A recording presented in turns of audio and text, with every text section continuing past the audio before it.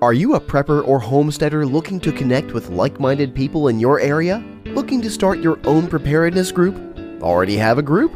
Well, look no further than PrepperNet. PrepperNet is dedicated to personal responsibility, individual freedoms, and being self-reliant.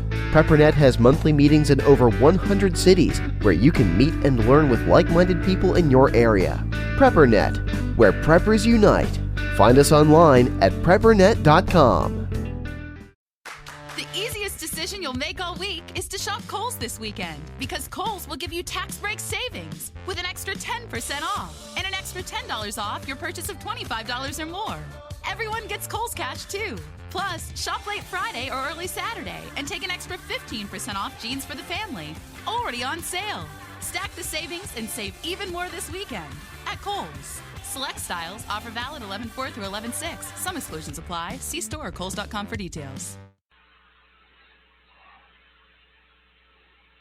Preppers Asylum is the premier preparedness outfitter. They carry in stock and ship direct the products you're looking for. MREs, freeze-dried food, Kelly kettles, water filtrates, first aid and trauma kits, stoves, personal protection, self-defense supplies, and more. Preppers Asylum are people just like you and I.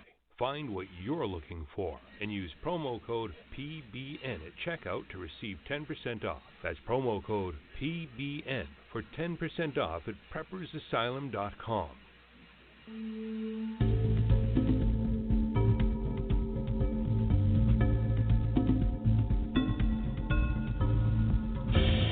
You've just joined the Prepper Broadcasting Network, where we promote self-reliance and independence. The views and opinions expressed are strictly those of the host or their guests. Visit us in the interactive chat room at prepperbroadcasting.com.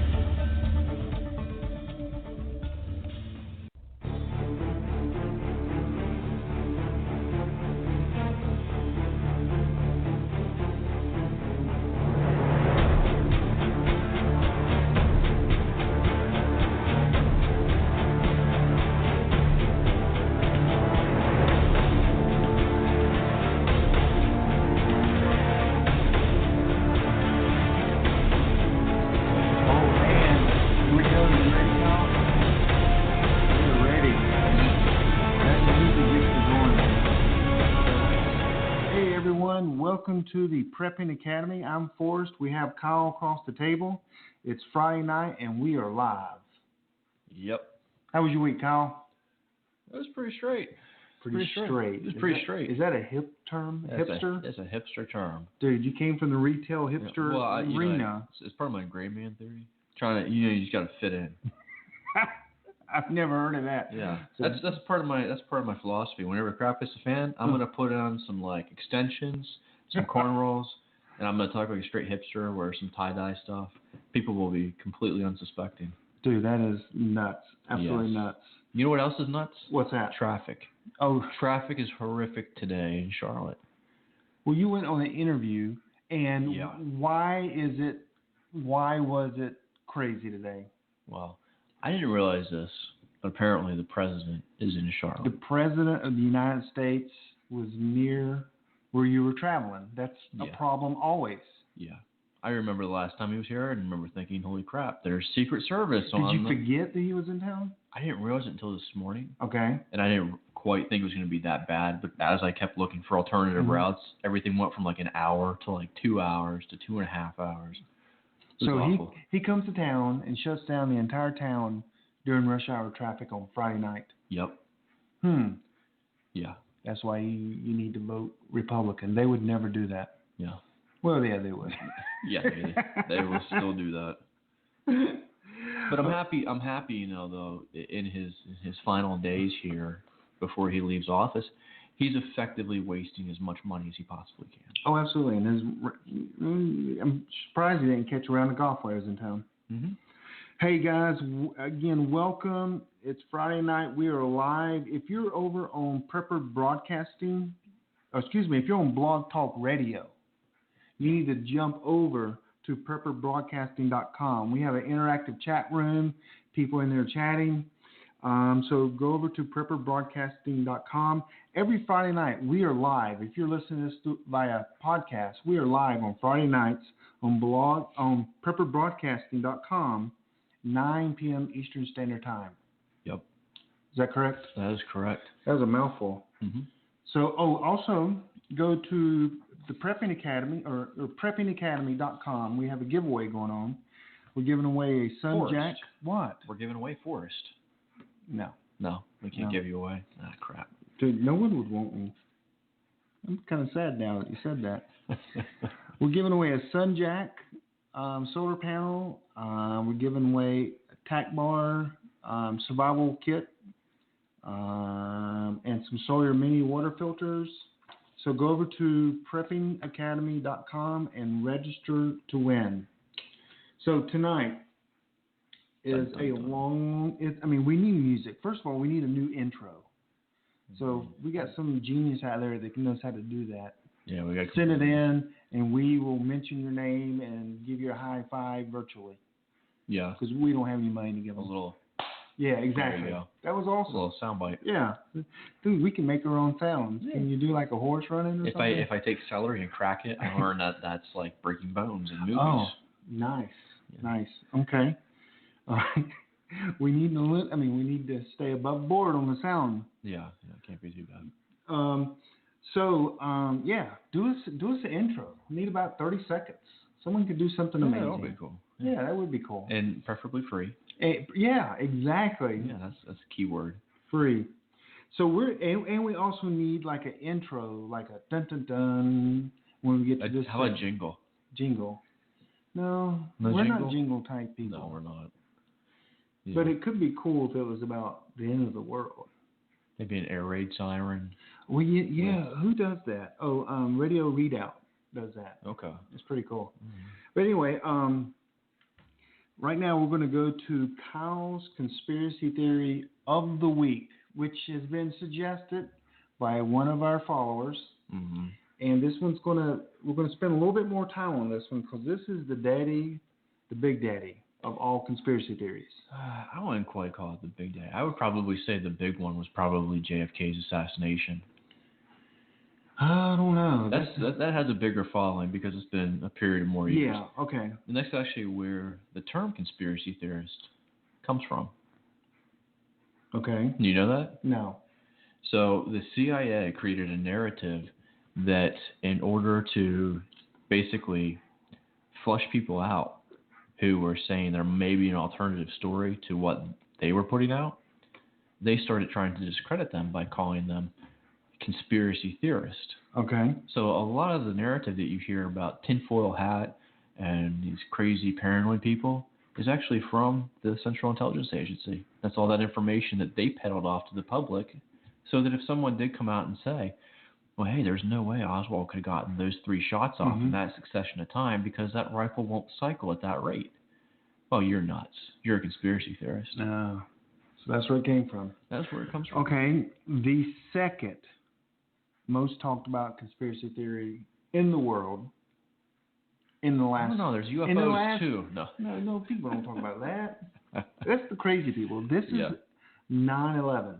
9/11. Where were you during 9/11? I was at the YMCA right down the road watching it on TV, waiting for my friend to get out of the restroom. It figures you wouldn't be working out. I was working out. I mean, I finished working out. Tennis? I probably had a sweat going on and everything. I was in school, and they pulled it up on the television. 3rd grade? Oh. Well, I've aged really well. Aged really well.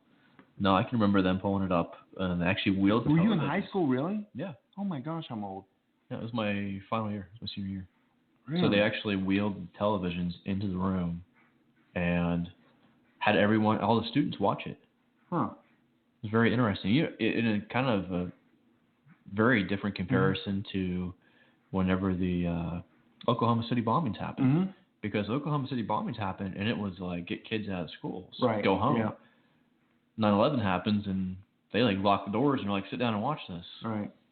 Yeah, I saw the first one replay at the YMCA. I drove home here, and then I saw the second one live hit. Gotcha. So second plane. So the conspiracy theory is One of them is the United States government, along with Saudi Arabia, planned the whole thing and pulled it off. And that's what you're saying you believe? There are a lot of theories. You have theories that Saudi Arabia did it. Okay. The U.S. basically turned an eye to it and said, like, all right, let's go along with this. We'll play this off in order to go into other nations and blame it on them and get their gold, their resources, and put them under control. Some of the theories run down to the Rothschilds banking system, because at one point you had certain nations, we'll say North Korea, Iran, Iraq, Afghanistan, Libya, were not controlled by the Rothschilds banking system. Now, North Korea and Iran still aren't. But after we went into Iraq and Afghanistan and Libya, they're now under the control of the Rothschilds. Okay. So that's another theory. It seems so. to There's be, many theories. There are many tentacles that are reached out into this. So this what realm. does Kyle believe? He takes a deep breath. I firmly believe that there were events that took place that people had plenty of knowledge. Does that mean that the President of the United States at the time, George Bush, does that mean he knew? I really hope not. I don't tend to believe that. But at the same time, how many years prior did we have his father come out and say that we needed to make a new world order? Right. Well, Bush said it. Both Bushes ended up saying it. Yeah. Absolutely. So, and the big theory is well, let me just ask you, what is the smoking gun? There's a lot. Okay. What's the big one? The one that was not close and it fell? Building 7. Okay, tell me about Building 7. Well, Building 7 happened to be where there was a tremendous amount of financial records stored. Ironically, it even got mentioned on the news by a newscaster while it was still standing behind them prior to it collapsing. And they actually reported, we just have news, Building 7 has now collapsed. But Building 7 shouldn't have collapsed. It did receive some damage from debris, but it was never on fire. And part of the whole thesis of why those buildings came down was because of the jet fuel. Well, if Building 7... It melted the what do you call them? Steel... Yeah, beams. Beams, yes. Yeah. And then they bent and boom, it fell down. But we've seen even since then, and I mean, it kind of gets pushed to the side, but there's buildings that alternative media has covered, maybe in like Malaysia or China or India or something like that, high-rise buildings, they get hit and they don't topple. And they got hit by similar-sized planes. So there's also happens to be lawsuits and investigations by architects and engineers because they said there's no way this should have ever happened. Then, so how did Building 7 fall? Because I've seen that newscast where they were sitting there and they read that Building 7 fell down, and you could actually see it in the background. Right behind them. And then later, and you could see it perfectly, it wasn't damaged from the camera angle we were watching. It wasn't on fire either. And it wasn't on fire.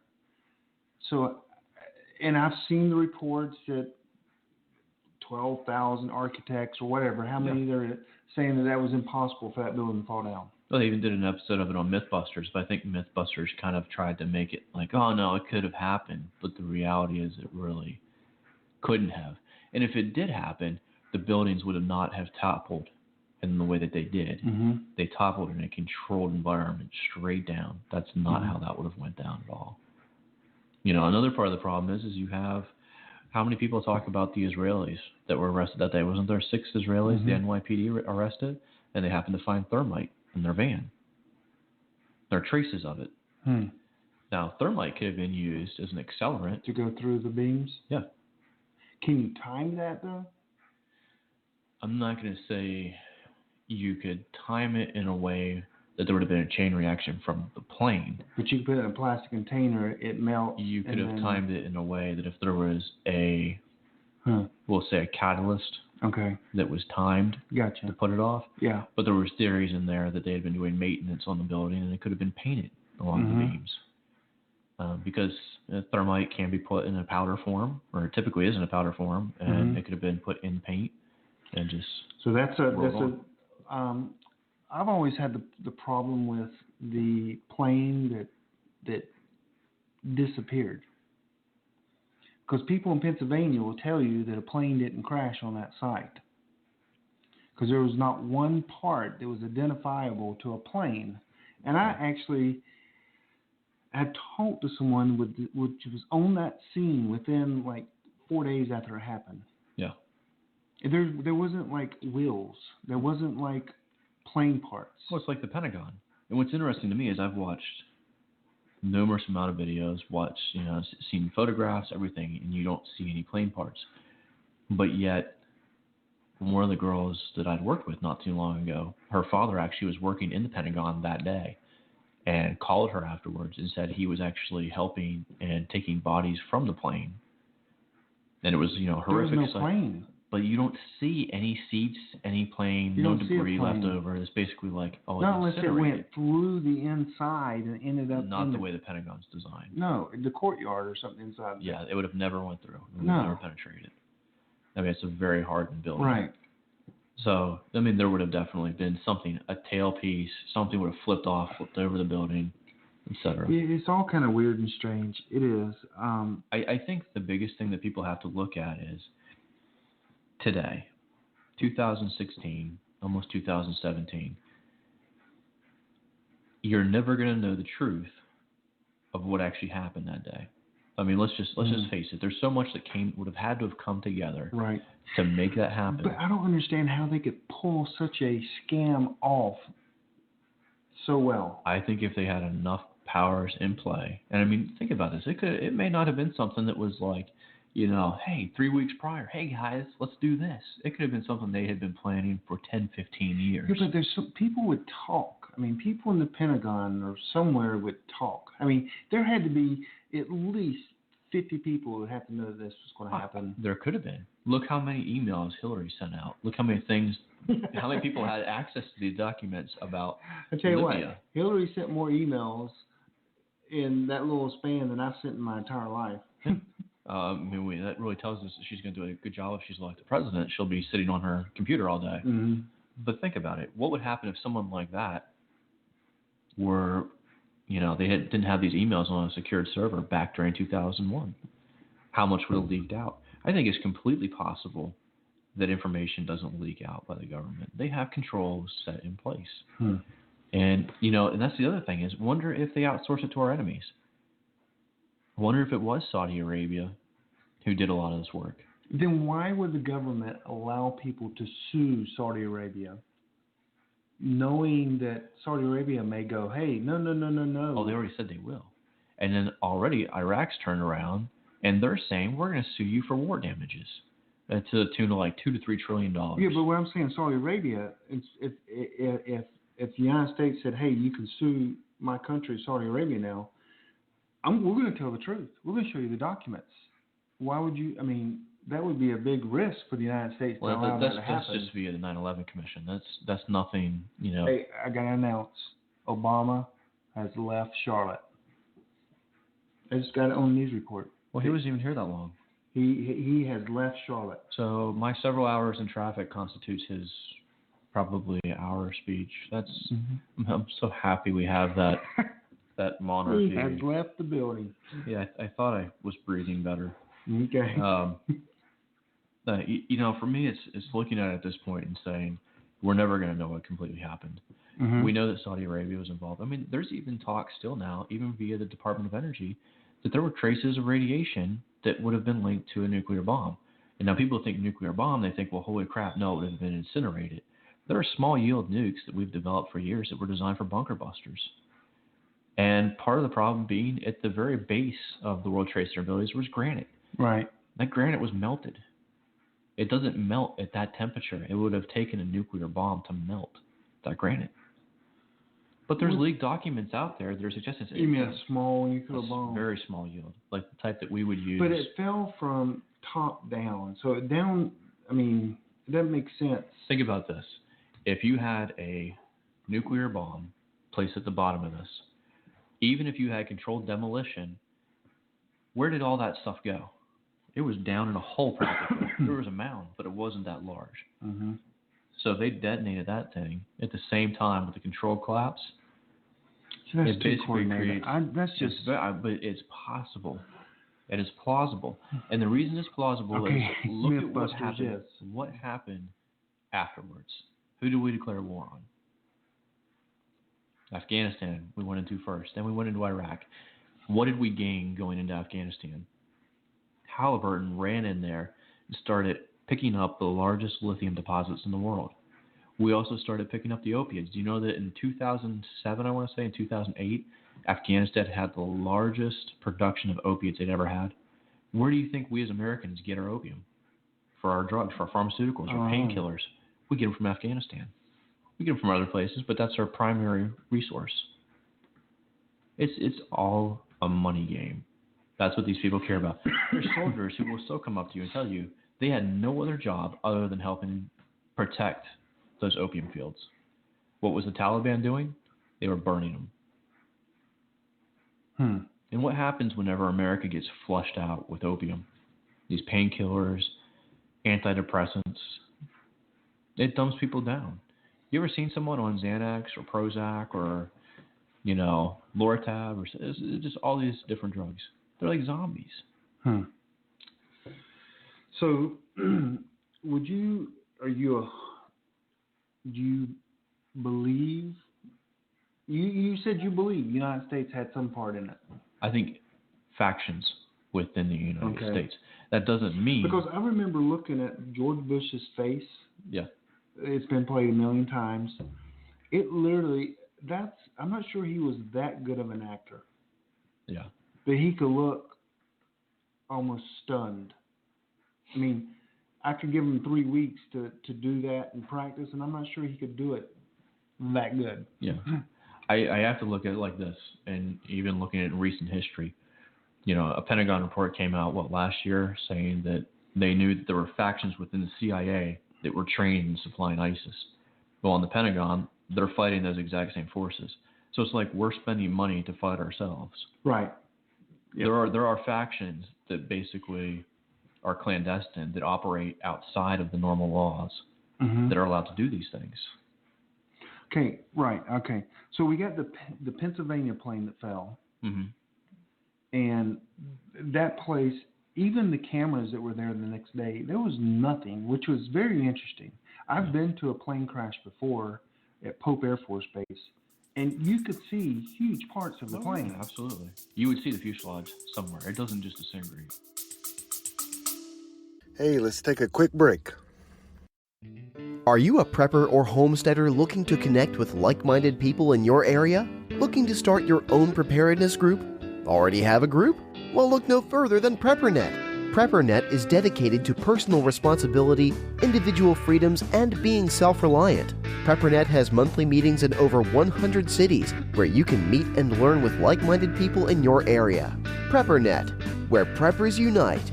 Find us online at preppernet.com. Then you see photos 2 days, maybe 3 days after when it hits the Pentagon, and you see zero of a plane. But you do see the video. You've seen the video, and it looked. But it's skippy. You would think that they would have better video than that.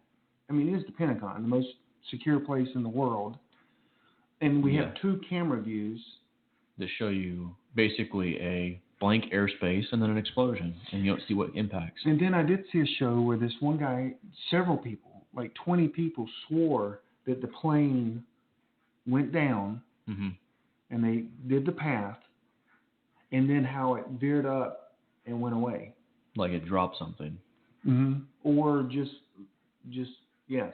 Yeah. I don't know. So you don't think we'll ever know?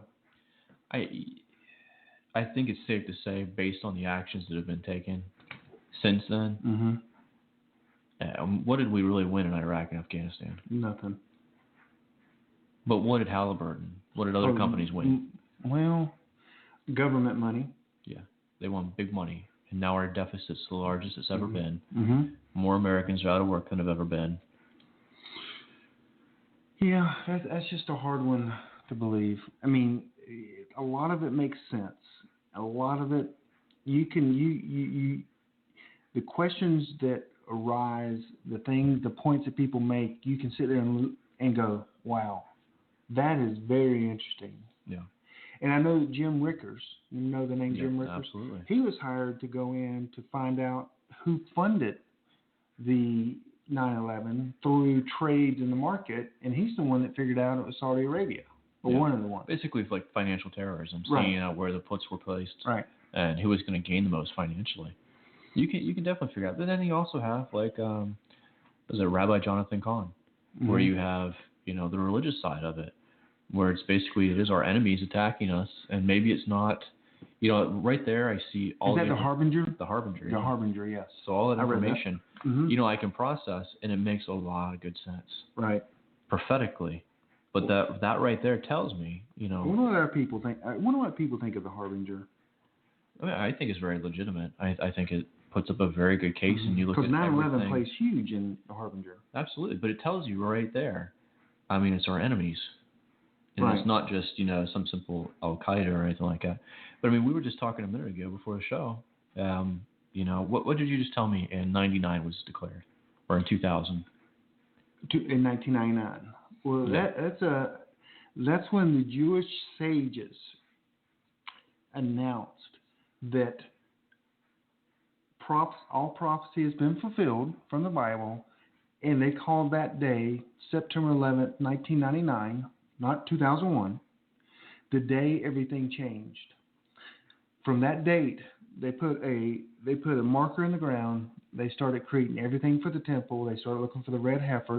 They were on pause until that day. 1 year from that day, exactly, is when the Islamic nation declared jihad on every Christian nation. Oh, are we a Christian nation still? Yes. And then 1 year to that day is when 9/11 happened, which is all interesting. Yeah, very. Very. Mm-hmm. So what websites would you tell people, or videos would you tell people to go check out to just see some of the, It's been so long since I've really watched okay. any one video. Mm-hmm. I mean, just on YouTube. Just go on YouTube, start searching stuff. Yeah. I mean, there's a number of people who have done interviews and come out to try to talk about it, and unfortunately, they throw out that word, those two words, conspiracy theorists, and it just automatically, someone says that and you're discredited. Well, our audience may label you that. Oh, that's fine. That's absolutely fine. I can't poke fun of you on this one because it's so hard to believe, but yet there's a lot of, like you said, every conspiracy theory has some facts. Yeah. I tend to look at things in a realm of cause and effect and try to see what the next step is. And if this were truly something where it was a legitimate terrorist attack, I do agree to a certain amount with Ron Paul. There is blowback. Mm-hmm. We go into nations, we do something. It's like I told one of my friends, if Russia invaded us tomorrow and we had no, pre-knowledge of it, and you went and picked up a gun to fight off, a Russian invasion, or just to try and protect your family and the food that you had in the house, and the Russians came to the door and you attacked one, how long do you think it takes for them to say, well, on Russian news, well, we invaded America, we were trying to give them democracy, but then, there's these insurgents. These insurgents are traditionalists. It goes traditionalist, insurgents, terrorist. All right. Yeah, and you might be the nicest guy in the world. Right. Yeah. What movie was that where the Russians invaded us? Red Dawn. Red Dawn, yes. Yeah. I remember that. Well, the remake. The remake's North Korea. Believe it or not, I think it's like an EMP happens, and then North Korea comes in. I haven't seen the remake. And then other nations come in. Red Dawn, I saw that. I think I was in college or something. High school. Yeah. I've watched both. I like the new one, but the old one you can't beat. So we can say that 9/11 did happen. There's all kinds of questions. There's some great videos. Go on YouTube, and there's some great videos that bring all the questions up. So let's go to a commercial, and we'll come back. We'll talk about what we're going to talk about. Then, real quickly, if you guys have go any ahead. conspiracy theories, since we covered 9/11 this week, Yeah. Boston bombing, Sandy Hook, Send us an email. whatever. Yep. Join us in the chat room. Join us on Facebook. Let us know. Yep. Okay, we're going to take a quick commercial break. We'll be right back.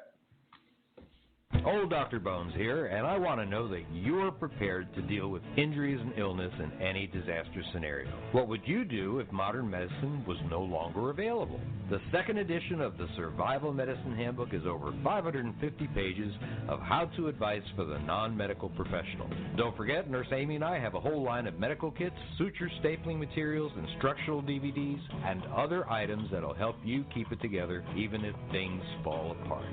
Check us out at doomandbloom.net. TheWonderMill.com, the best grain mills on the market, with the ability to mill several items that many grain mills will not.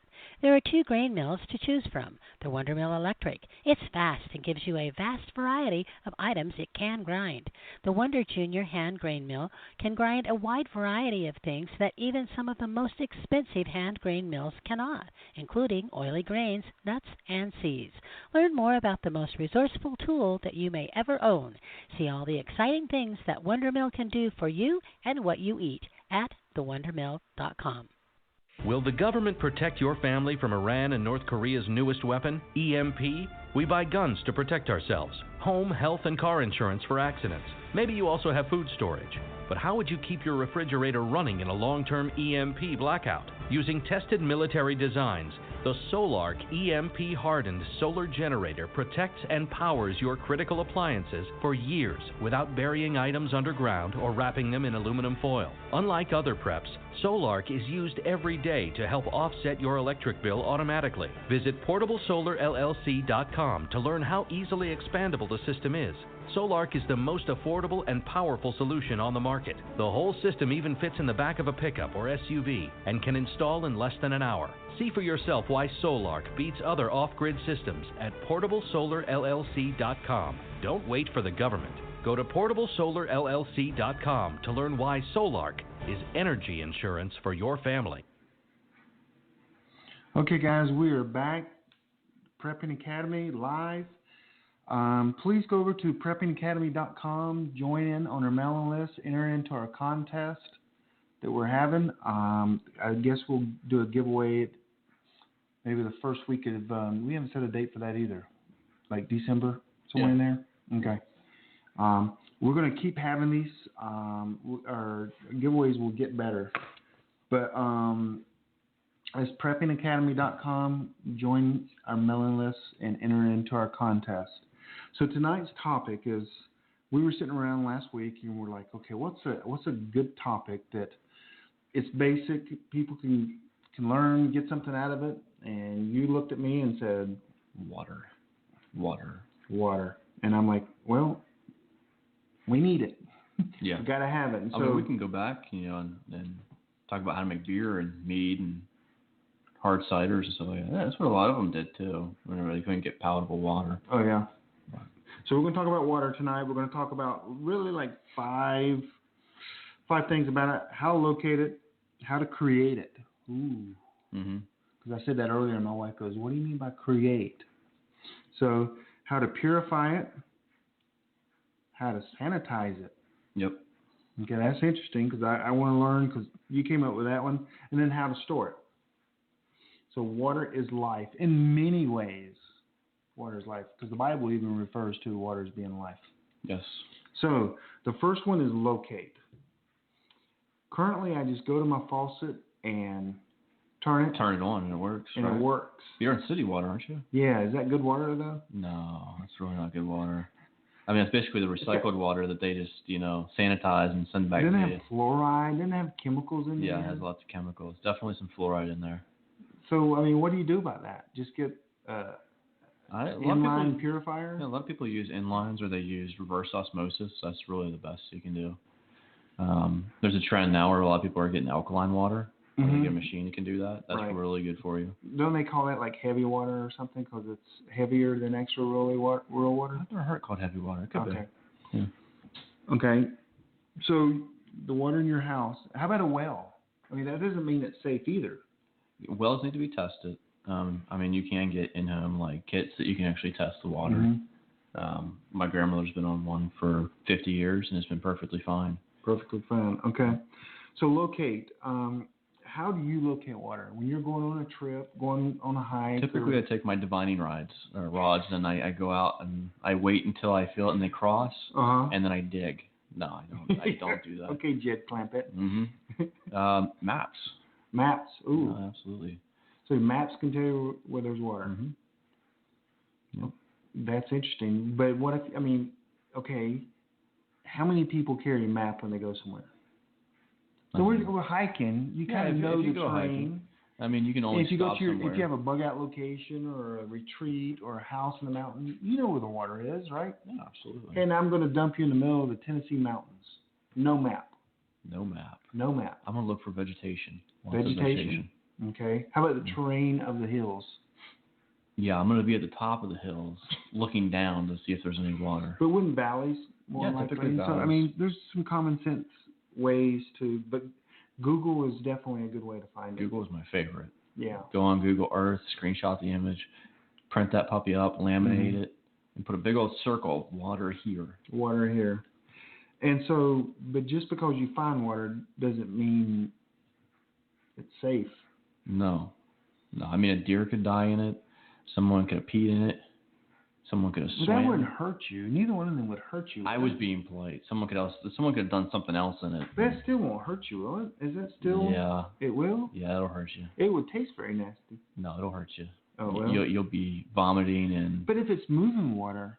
No. I teach survival class, and everyone's like, well, if it's moving water, if it's moving 3 feet and, or 10 feet in 1 second or something like that, it's clean to drink. And I looked at the guy, I'm like, no. There was actually a contestant on Alone who had to bow out because didn't he have like uncontrollable vomiting and diarrhea because he was like, no, it should be good. It should be good. No, that doesn't mean it's clean just because it's fast moving water. Yeah. So fast moving water, we had that out the the Whitewater Center. Yeah. And they killed a girl. Yeah. And so so fast moving water does not make it pure or clean. So but I said create. That's a fun part. A lot of people don't realize you can create water. You can really. It's not really create, but it's taking it from one life to give to yourself. That doesn't mean shooting person with water. Right. It means taking it from vegetation. Right. And so one of the things that I teach in my survival class is a solar still. Mm-hmm. You dig a hole. You put a cup in the bottom, and you put a plastic trash bag or something around the hole and let it a rock in the middle, let it kind of sag. And the sun will hit the plastic, heat up the hole, and condensation will collect at the top, just like a cloud forms. Down to the funnel. And it will drip down into the cup. And so you're taking moisture from the ground and getting purified water. That is clean water, 100% safe to drink. Yeah, and then you can also use that if you have a clear bag. You put it over a tree branch. A tree branch, yes. Make sure it's not like a really cheapy bag, but something nice and thick you can reuse. Put it over it, put a stone in there, and it'll do the same thing in the sunlight. Right. You want to use green branches though. You want to have green. But it's important to know you're not going to kill the tree. So if you have it, if there's any tree huggers listening, you take it off after you get a little bit of water, and it'll reflourish. And that's kind of like creating water. In third world countries, they have like billboards now that actually take the moisture out, like a dehumidifier. And so at the bottom of this sign that's in the air, they can actually get water because it's dehumidifying the air constantly using the sun. Have you seen that? It's pretty cool. No, so they can create water right there in the middle of nowhere just by the humidity of the air. They had that on Star Wars. Did it? What? The original Star Wars. That's what they did. They got it out of the sand, but they dehumidified stuff and then they got water. Wow. Yeah. What's another way you can also get water from vines? Mm-hmm. Grapevines. You don't want to do poison ivy vines. That's probably a no. Yeah. But grapevines, trees, Tree roots. Yep. cattails, things in the water. There's all kinds of things in the water. So there's, that's one way. But okay, how to purify? How do you purify water? Purification is a manual process, so it's actually going to be filtered. Mm-hmm. You can either buy a pre-made filter, which we would recommend Sawyer, not LifeStraw. The best. Yes. You can also make your own. You can use activated charcoal, sand, rocks, throw it all in a nylon, pack it up. There's tons of videos on YouTube and different variations. Right. You can make large ones, like huge, like 5-6 gallon bucket ones, or you can make one on the go in something as simple as a clear water bottle. Yep. In my survival class, I teach. First thing we do is we do fire, and the reason for that is I'm going to use the charcoals from that to build a purifier later in the class. And so, we take where we go, there's always a 2-liter bottle or milk jug somewhere around, and I grab it. You can make it out of plants and tree bark. It's more difficult, and you put, rocks, sand, charcoal, and and it purifies the water. Now, the water's not going to be 100% clean, meaning it's going to be dirty, because I don't know, because it goes through the sand. You got to run it through several times, but it's good water to drink.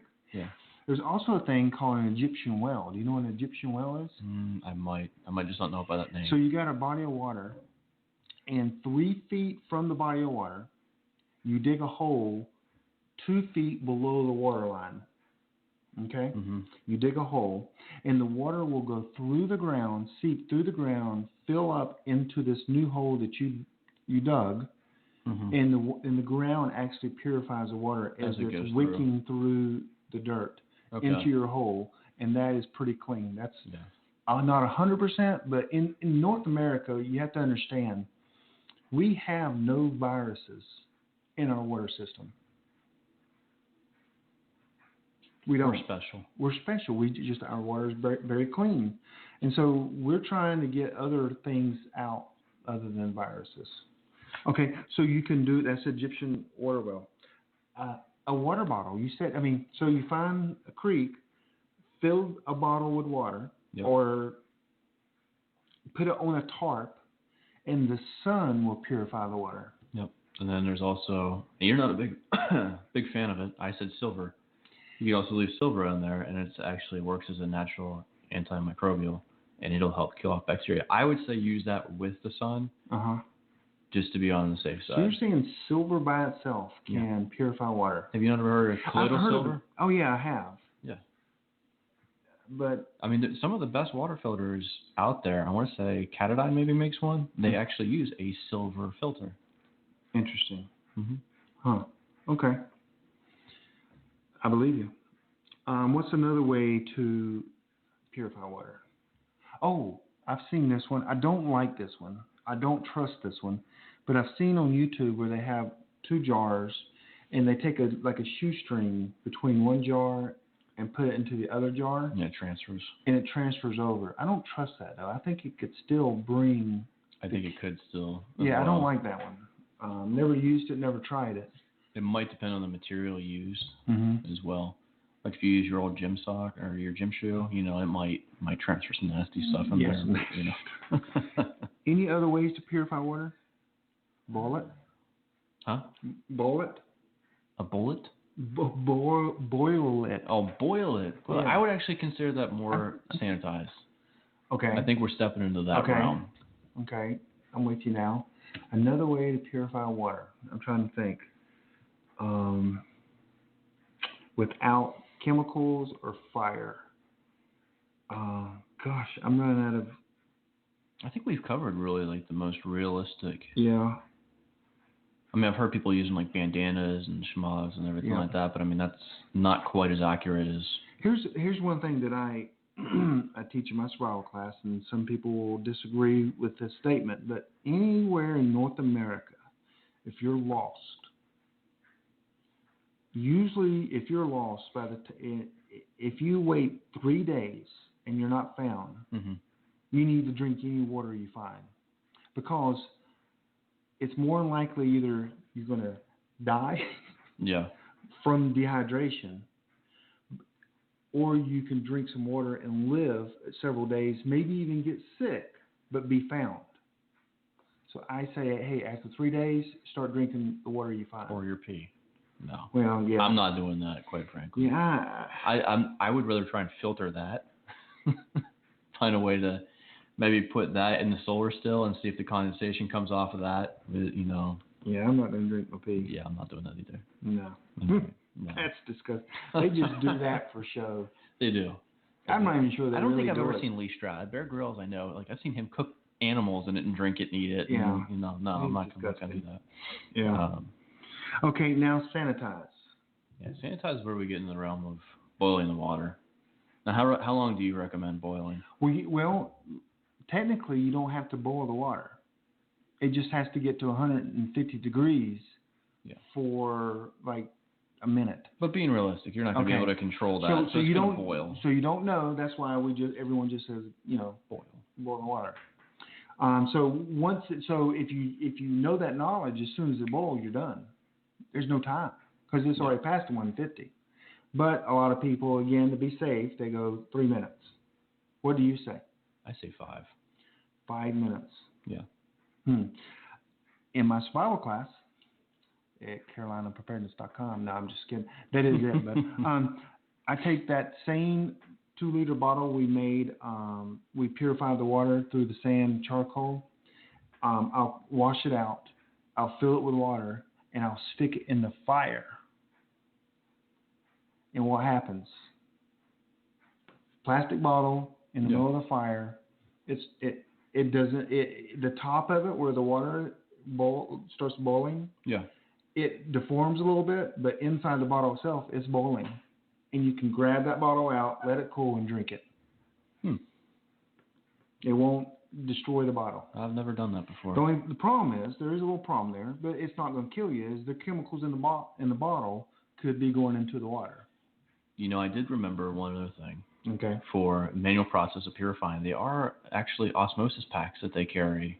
Different survival companies, I think you can probably get them on Amazon, where you actually take the pack and put it in the water, and the osmosis fiber mesh only allows the water to travel through. It'll filter out any bacteria or sediments or anything like that. What about these gimmicks now that you put on your bicycle, and just the air, it has a little, I think, a battery, and it is a dehumidifier, a small one. Have you not seen them? I have not seen that. Yeah, I don't ride a bike, so yeah. Not since sanitize. 20 years. There's other ways to sanitize. There are. So we specifically talked, and I was really surprised. I was actually looking at some lists last night, and a lot of these prepper sites still list sodium hydrochlorite. Mm-hmm. Sodium hydrochlorite will kill you in large quantity. It won't evaporate in the same way that calcium hypochlorite will. Right. So you have to make sure you get calcium. Right. Not sodium. So a lot of those prepper sites out there have significantly screwed some people over if they don't know any better.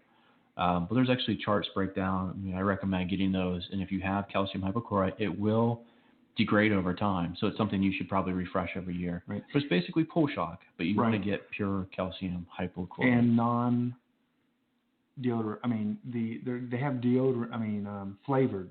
Not flavored, but scented. Sorry. Yeah, flavored. That's flavored bleach.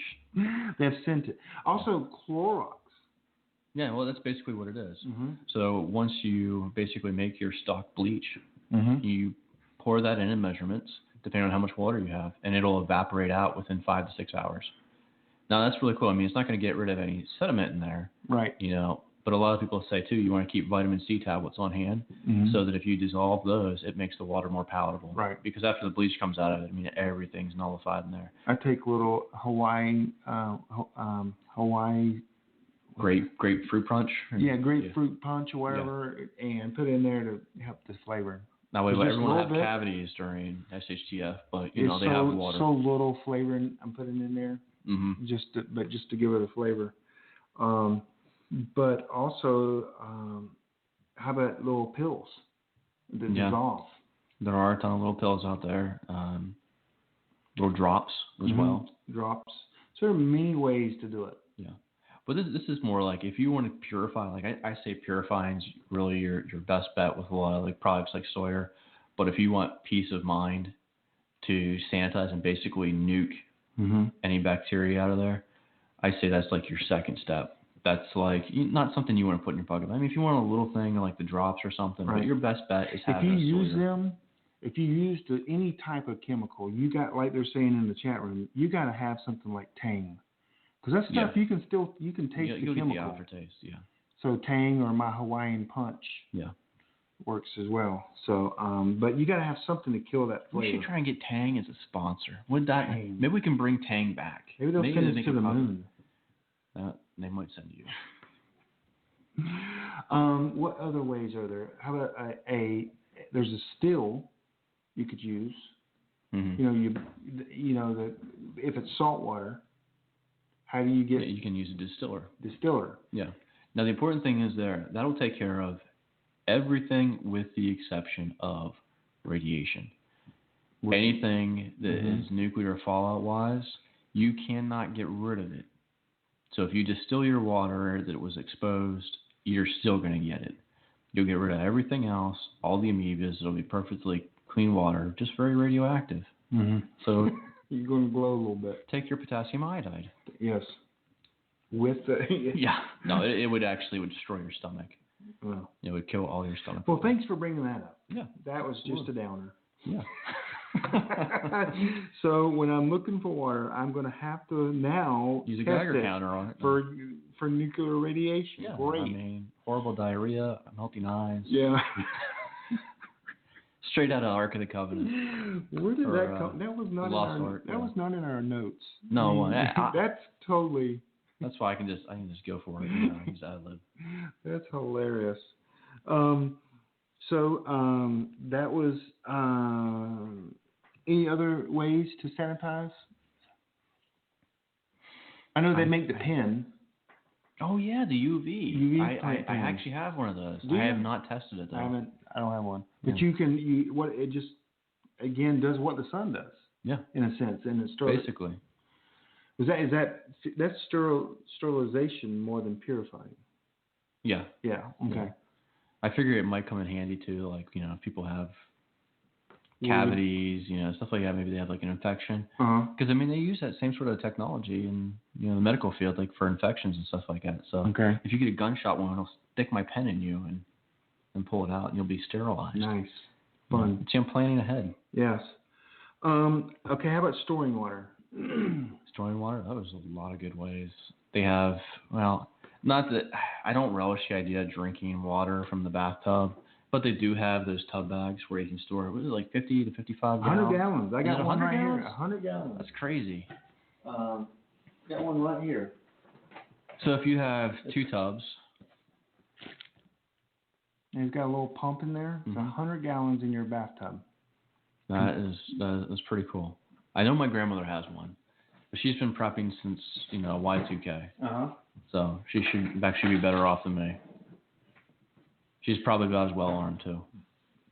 So you can bathtub. Your hot water heater has 50 or 100 gallons, depending on the size tank you have. The back of your toilet bowls. Yeah. That's clean water, though. It is. Clean. As long as you have been cleaning. And no one does. But if that's the only water in the house you got. Yeah, you might want to sterilize it. You're going to drink it. Okay, let's say, how about in a 55-gallon jug? Yeah, barrel. And actually, it's one of the projects I'm going to try and work on. I actually want to get like 4 of those and have it so that they have fillover so that it can like just a rain barrel system? Yeah. I have a rain barrel system. I have two barrels. You can't sit there and just drink that right away. No. Because it comes off the roof, which is... Now, if you have a metal roof, it's probably fine. As long as you're in a rural area. If you live in a city, that water is going to absorb all the contaminants from people's exhaust and everything else and fall back down. And if you store water, you need to do it in a black or a dark barrel. Like mine are black pickle barrels. Will the water taste like pickles? Yes. I don't care how many. I mean, that's why flavoring comes in. But I have 110 gallons, 2 that I usually use for my water and my rabbits. And so, but how else can you store water? In Coke bottles, right? In a dark closet. A lot of people will put Clorox in there, and there's a formula. So many drops per gallon, and it's not many. and you put the lid on, and it stores it. And it can store forever as long as light doesn't get to it. I'm trying to think of any other ways here. The storm water. Water is difficult because you can only take so much water with you. You can't dehydrate it? Or freeze it? No. They have the dehydrated water in cans. Yeah, you just add water. Yeah. That's pretty cool. Yeah. Add 1 liter to make 5. Yeah. That would actually be really awesome, but unfortunately it doesn't work like that. But water is difficult because you just can't. If you're hiking, there's a limited amount of water you can take with you. Yeah. Because it's so heavy. Yeah, that's why everywhere I go, I have my Sawyer water filter. Mm-hmm. I have more options. Right. And I don't have to bend over and stick a tube in the water to drink out of it. Right. But storing water, how else can you store water? Is that it? I'm trying to think of any other water sources you would really have here, and be able to store it. I mean, I guess you could kick a pond or a pool or something. Yeah, I mean, like a lot of people have that. But yeah. I'm thinking more like kick your neighbor out of his house, flood it. Yep. And flood it? Flood his house. You store your water. If he has his basement, flood the basement. Wait, you have a basement. We'll flood your basement. Yep. So we're just about finished, guys. I want to run through our calendar of what we have coming up. Next, tell us what we're going to do next Friday night. We are covering election. We're going to be covering the election, and so we're going to talk all thing election. We don't know who's going to be elected, but we're going to cover it. I'll probably be bringing some tissues. Okay. Then we're going to have Angry American Chris Weatherman on the 18th. He was on the Alone Show, and he wrote the book, the Going Home series. Mm-hmm. And then on the 25th, this is your idea. This is my idea. We're going to be doing a Prepper's Christmas show. We're going to give you a top 20 list of items to get for your prepper. Right. That's going to be fun. So do I get like 10 items you get, or we just we can do that. Okay. And then on December 2nd, we got Ross from Survival 401k. And then we got the 9th, we're going to do the Prepper Binder. Then we're going to have Rick Austin. That's very cool. He wants to be on the show. I want him on the show. We got to agree on a date. We think that's going to be the 16th of December. We're not sure yet. And then on the 23rd, this is going to be a great one because hopefully people are going to be with their families. And that said, you're going to be with those family members who are not preppers. And they're going to be a pain in your side if they're not preppers and something happens. So we're going to be talking about ways to basically wake them up, help them become preppers, and give you a few tips on that. How to share that you're a prepper and not allow, and convert them. Yes. Convert them. That's what we're going to go over. Waterboarding approved. That's Christmas Eve. Mm-hmm. That we're going to be doing that. And then we're going to do predictions on the 30th. So we got 1 minute left, Kyle. Hey, everyone, go over to preppingacademy.com, register to win one of our gifts, our prizes. We're going to be giving that away in December. You'll be on our mailing list. I send very few emails out. I didn't even send one this week at all. So go over there, join in on our our mailing list and enter in the win. Hey, and go and check out some of our archive podcasts. You can do that at prepperbroadcasting.com, or you can go to preppingacademy.com. We have them listed there. So, guys, it's been a great week. Next week, what are we covering next week? I forgot already. The election. Anybody dread this week? Coming week? I kind of do. My bowels will never be the same. Oh, my word. We don't have to go there. Hey, guys, we are out. Talk to you next week.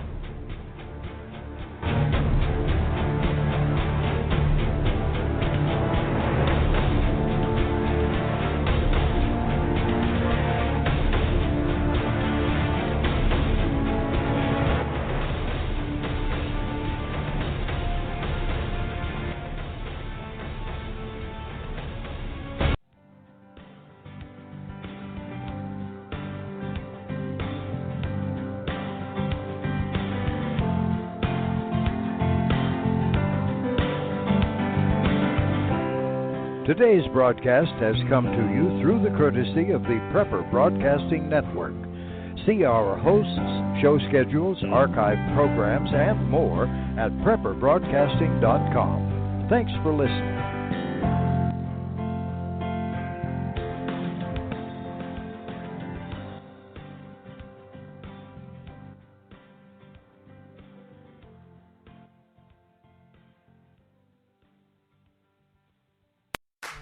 easiest decision you'll make all week is to shop Kohl's this weekend because Kohl's will give you tax break savings with an extra 10% off and an extra $10 off your purchase of $25 or more. Everyone gets Kohl's Cash too. Plus, shop late Friday or early Saturday and take an extra 15% off jeans for the family. Already on sale. Stack the savings and save even more this weekend at Kohl's. Select styles, offer valid 11/4 through 11/6. Some exclusions apply. See store or kohls.com for details. Run to Old Navy right now to get 30 to 50% off all jeans and all sweaters for everyone in the family. Pair your favorite jeans with any of Old Navy's stylish sweaters and get 30 to 50% off from top to bottom. Every pair of jeans is on sale, including Old Navy Rockstar jeans, and so are the season's best sweaters. All jeans and all sweaters are 30 to 50% off, now at Old Navy or OldNavy.com. But you better hurry, this deal won't last. Run to Old Navy, valid 11/2 to 11/8. Has your data been hacked? Do you feel uneasy about the vulnerability of your personal information online?